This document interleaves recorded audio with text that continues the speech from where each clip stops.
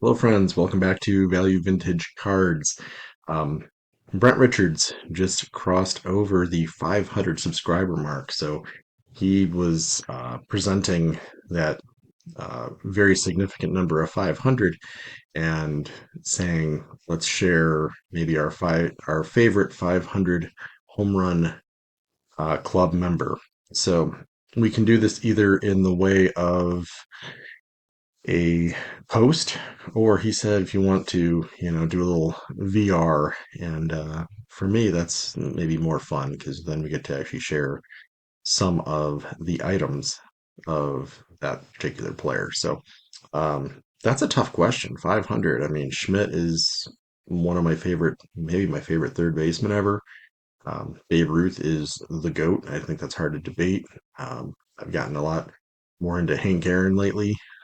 Growing up, Griffey was, big in my childhood. Um, so there's a lot of different options, a lot of different directions you can go with that.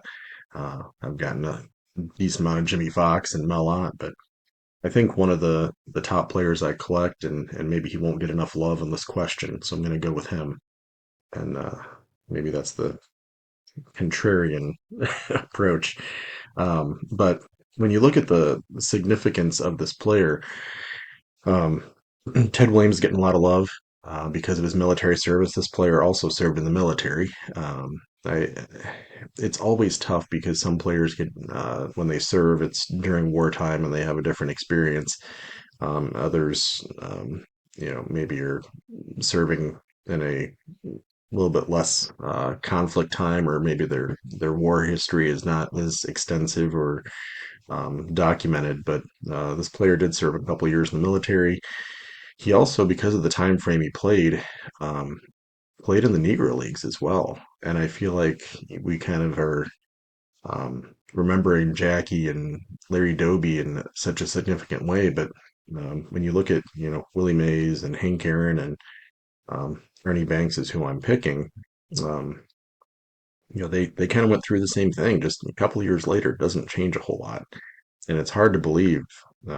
His rookie card's 54 tops. Like my dad was 7 when that came out. For like just like U.S. perspective, it's hard to believe that when my father was a child in elementary school, there was still Negro leagues and separations and just the divide, like how significantly different the country really was within not that long ago. Um, and without going down political directions, certainly um, we're not in a perfect state, but that is interesting to see just how completely different opportunities and the country would have been in fairly recent history. So let's get showing some cards and dive in a little bit. So I'm going to start with some recent stuff, and that's Ernie, Kansas City Monarchs. So kind of cool to get images of that era. Um, Back actually is really neat because it talks about all the way back to like high school era. So when you start getting into like the history and the perspective, um, it's really neat to see stuff like that. Like I said, to me, it's still mind blowing and mind bending that that's within my dad's lifetime. Um, the next, I'm going to share a couple for my vintage modern collectors. I like these things. Relics are neat because you do get a little bit of a jersey that I wouldn't be able to otherwise afford, most likely. And you also get um, some really interesting like write-ups and images.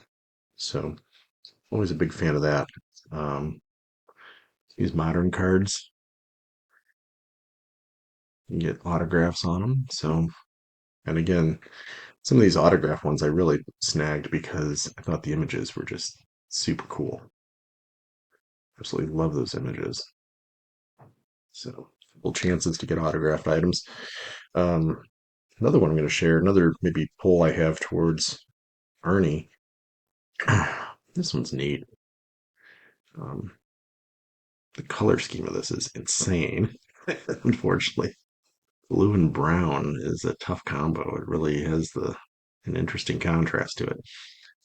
But Gale Sayers and Ernie Banks, two Chicago legends, obviously. But maybe another reason I feel an emotional connection there is 1977 is the year I was born. It's the year they made it in the Hall of Fame together. So two players I collect fairly well. Had to make sure I snagged one of those. And then Ernie, when you get into his cards, I think where I want to even start. I guess I'll start with his like base normal stuff. You can get some really cool items like that celebrate his two MVP awards, and these are neat. So if you snag one of those, you get a little bit of a write up on the back. So those are neat. 61 Tops did that. His second years are really affordable. So I know not everybody loves 55 Bowmans. I think they're underrated. I think the design was very creative and reminiscent of that era. So 55 Tops is very affordable too. Cool double image. So many of these you get 55 and 54 kind of sharing images, so they feel a little bit less unique and cool, but you don't with his. His 54,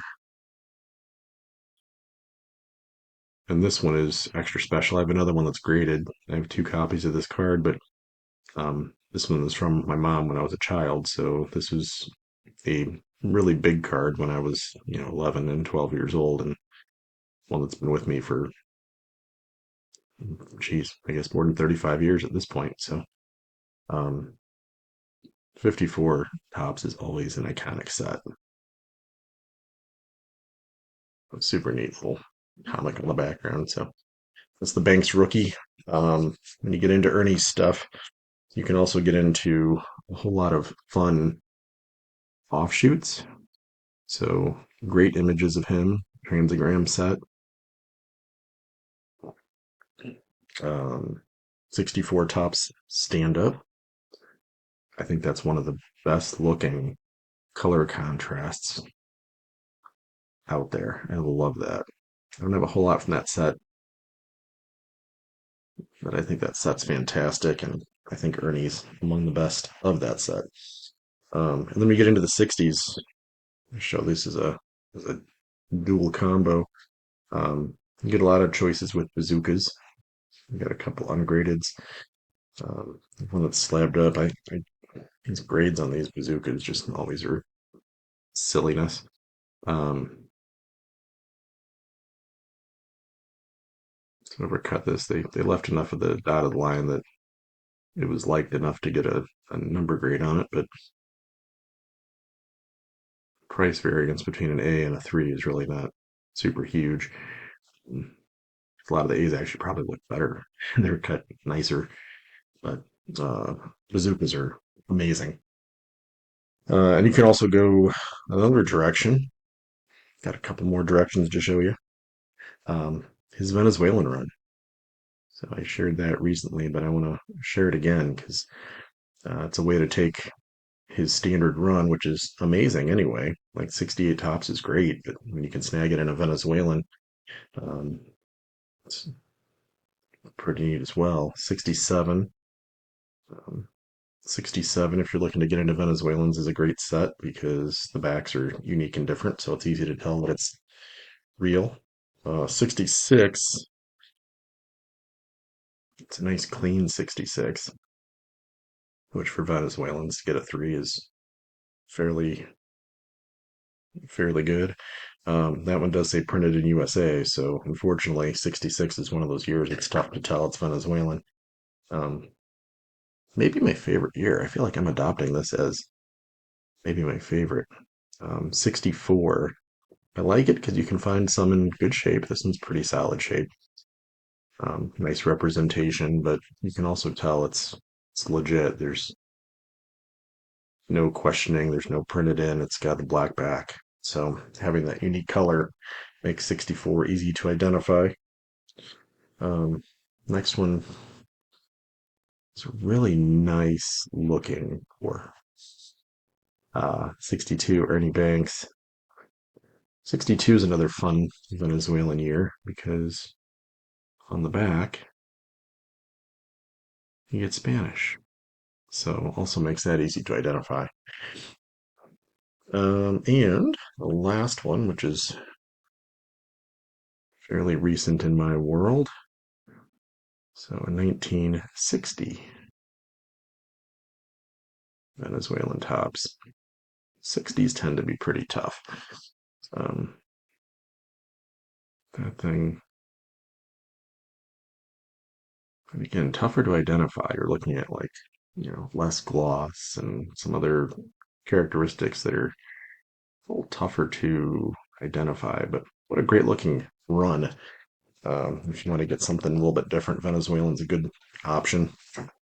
And then I'm going to wrap it out here with some big oversized stuff. So, Manny's Land, make sure I'm far enough back to get the whole thing in there.